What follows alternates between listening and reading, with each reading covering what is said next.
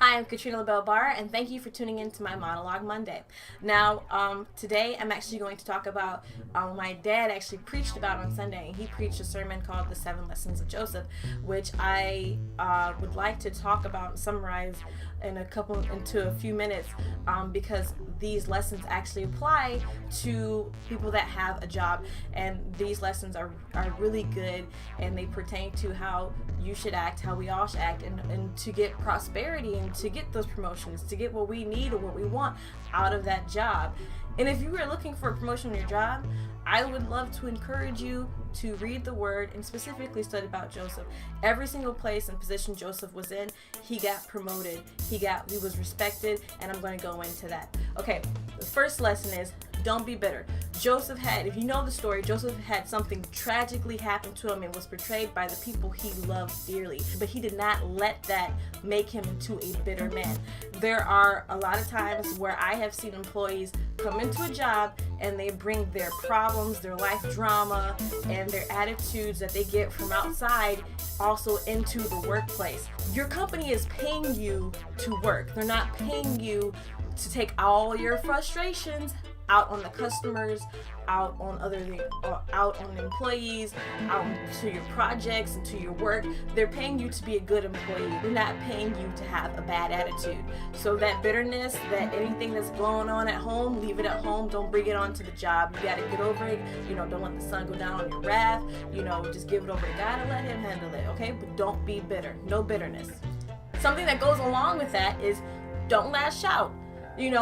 Sometimes people get angry and they just take it out on people that did absolutely nothing wrong. A lot of times people get so caught up in their problems that they end up hurting people around them.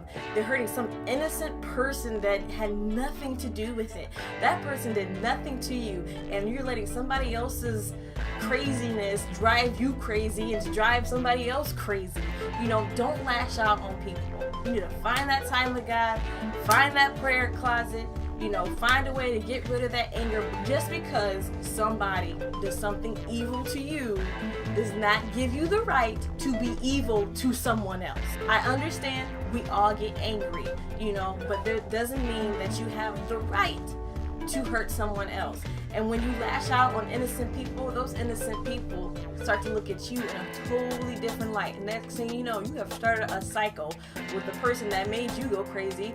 Now you've gone crazy. You make that other person go crazy. You just start a whole world of craziness. So don't lash out on people. Number 3, this should be so simple. You think it'd be easy, but actually this isn't that easy to find. Be pleasant and easy to work with. Joseph, wherever he went, people liked him. People liked him, other than his brothers at the very beginning. But when he was put in Potiphar's house, Potiphar liked him. When he was put into prison, there was favor upon him. People liked him. He was given the jobs he was given not only because he was anointed by God and because he was an honorable man, but because people liked him. How are you going to be a Christian on your workplace and people don't even like you? I understand that sometimes people just don't like you for no reason, but let them not have a reason. Let someone have to make something up in order for them not to like you. I'm not saying you have to kiss somebody's butt and be a brown noser, but sometimes a little of that really does go a long way. A boss isn't going to promote you if they don't like you. If you have an attitude with them, they're more than likely not going to. Yes, you can be a talented worker.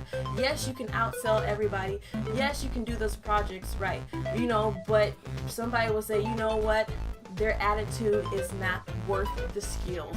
When a bad attitude outweighs talent, the talent isn't worth it, and it happens at all the time. I see talented people go into a job, go into a career, or go into a field, and that bad attitude just wipes it all away, and there will always be somebody else waiting on the side to take your spot that actually can do what you do or do it better and have a better attitude with it. So have to be pleasant to work with.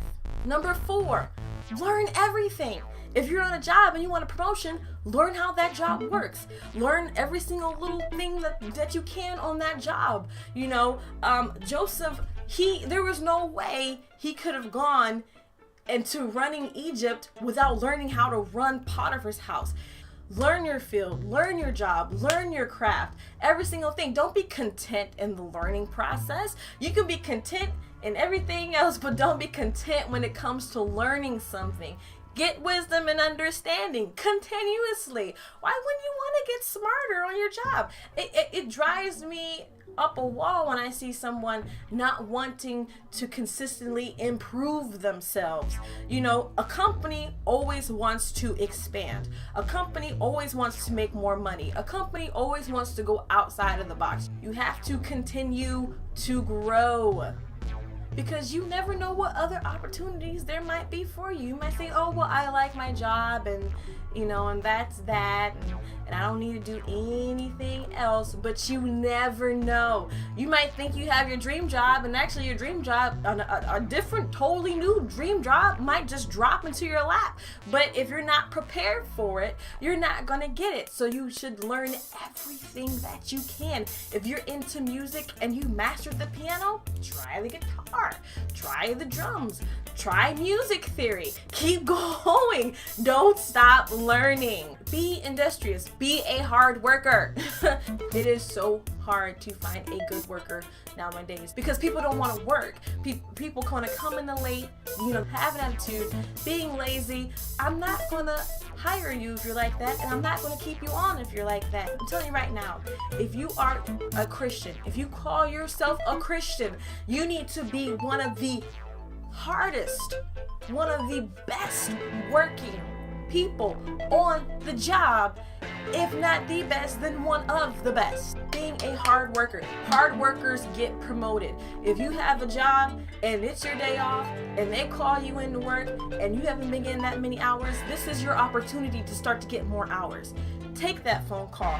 The more available you are, the more likely you are to get promoted, to get more hours, to get more pay, to get more raises. I have never had a job where I was not considered for a raise, a promotion, overtime, more hours, whatever else. I've never had a job where I didn't get that because I'm a hard worker. If you tell me to do something, I'm going to do it, and I'm going to get it done quickly, and I'm going to get it done right. And if I don't know how to do something, I'm going to come and I'm going to ask you how to do it properly, how to do it right. Now, if you're in a job where you feel like no matter what you do, that someone is just treating you wrong and you're never going to get it, I understand perfectly that there are some mean people that are managers out there, and I understand that there's times where people just don't like you for no reason at all, but that still does not explain why you shouldn't be a hard, diligent worker,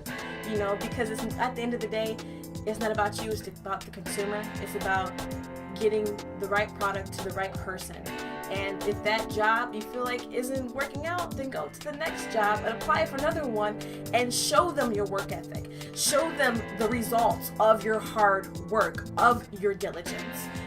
Keep that record and take it to somewhere else. But that record needs to exist in the first place. Hard work is the fastest track to a bigger blessing. Number 6, be virtuous. If you call yourself a Christian and you're bragging about it to all your coworkers, then you should act like it. Okay? If you're going to brag about how you are a Christian and how, you love God and how you serve God and how you study and believe the word of God, then you need to be a virtuous person. That means you shouldn't get caught stealing. That means you shouldn't get caught lying. That means you shouldn't get caught causing or stirring drama. You shouldn't get caught sleeping around. You shouldn't get caught doing any of these things because you shouldn't be doing those things, okay? If you call yourself a Christian, if you are on the job, that means that you are automatically telling people, I'm honest, I have integrity, and you don't have to worry about me doing anything wrong because I'm a good person. And you can trust me, you can talk to me, and you can lean on me. That's what you're saying when you're a Christian. When you tell people that you're a Christian, that's what it's supposed to mean when you are a Christian. I know good and well there are people who call themselves Christian, who say that they're Christian, and don't act like none of that. The definition of a Christian is to be Christ-like, and those are Christ-like traits. Now, I've said all that to say this. Whether you want to walk the walk and talk the talk or not, If you want to go higher on your job, you need to have godly principles. And godly principles I'm talking about is integrity, is honesty, is, not stealing, not causing drama, not causing pain, not causing hurt, not getting people upset, not taking out your frustrations on other people, not doing any of those things, not lying. Not even white lies. Don't even say white lies, because if you start saying white lies, then they just turn into bigger lies and people just think you're a liar. Don't even say any of those things. You have to be a person of honor, a person of integrity. We need to be people of integrity on our jobs, period. I don't care if your boss is evil, okay? You still be the biggest saint that you can, because if there's nothing that the boss will do, at least the other employees will see that you are being mistreated. So when that boss is removed, or when that boss's boss comes in, then they can see that they can see what's going on, or maybe other people will tell them what's going on. But no matter what, keep your integrity. Joseph kept his integrity even when he was put between a rock and a hard place. He ran out of there, and he ran away from that temptation, and he ran away from a problem that really had no result but punishment for him, but he still kept up his integrity. Keep your integrity no matter what. I don't care if people are spitting in your face, you come to work with a smile on your face. There are always going to be people on this planet that's going to treat other people wrong, but you need to not let that take over your life. Keep being the person of integrity. Keep having a smile on your face. Keep being positive. Keep being a person of honor no matter what. Because people of honor will be recognized in this life or the next. You will be recognized for. Last but not least, be patient. Joseph had this crazy dream of being the head and not the tail. He had 2 of them specifically where he would be above everyone else. But it took a long time for that dream to come to pass. It was quite the winding road for him to do that. But you know what? Joseph was still a young man when he came into his prosperity. There are people who have a dream at 5 years old and might not be able to achieve it till 60. I understand being passed over. I understand being looked over. Those things have happened to me. But you know what? I've always remained being a good worker.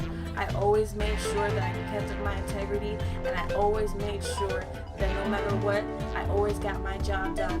And in time, I was able to get to the place that I wanted to be, that I needed to be. The raises, the promotions that I need, that I believe that I deserve, that I needed to have, I did end up getting them.